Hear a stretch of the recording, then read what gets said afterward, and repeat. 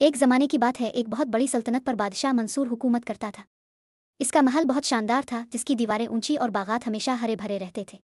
रात के वक्त वहाँ इतनी खामोशी होती थी कि अगर कोई पत्ता भी दरख्त से गिरता तो इसकी आवाज़ साफ सुनाई देती थी।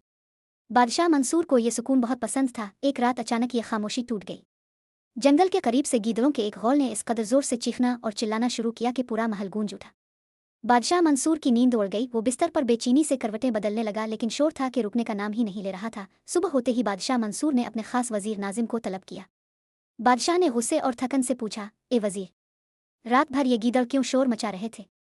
क्या मेरी सल्तनत में सब खैरियत है? वजीर नाजिम बहुत चालाक और मतलब प्रस्त आदमी था। इसने फौरन एक मंसूबा सोचा। वजीर नाजिम ने बड़े अदब से कहा, जिल इलाही, हकीकत यह है कि जंगल में कहत है और ये बेचारे गीदड़ कई दिनों से भूखे हैं। वो अपनी भूख की दहाई दे रहे हैं। बादशाह मंसूर का दिल नरम था। इसने फौरन हुक्म दिया कि शाही बावर्ची खाने से बेहतरीन खाना उन गीदड़ों के लिए भेजा जाए। बादशाह ने तो खाना भेज दिया, लेकिन मक्कार वजीर नाजिम ने वो सारा खाना गीदड़ों तक पहुंचाने के बजाय अपने घर के खुफिया गोदाम में रख लिया। इसने दिल ही दिल में सोचा, उन जानवरों को इतने लजीज खाने की क्या ज़रूरत है, ये तो मेरे काम आएगा।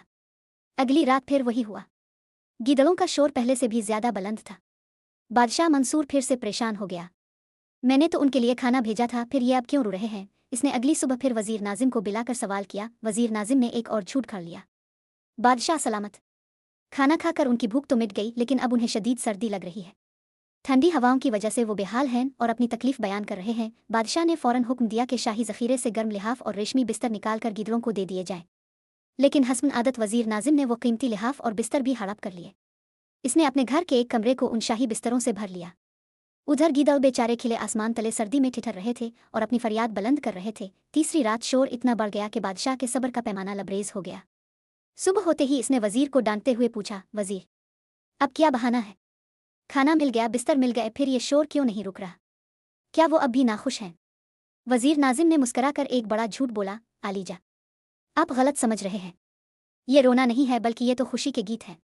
वो सब मिलकर आपकी सखावत का शुक्रिया अदा कर रहे हैं और आपकी लंबी उम्र की दुआएं मांग रहे हैं। बादशाह ये सुनकर बहुत खुश हुआ और सुकून की नींद सो गया, जबकि हकीकत में गीदड़ अब भी परेशान थे और वजीर अपनी तिजोरियां भर रहा था।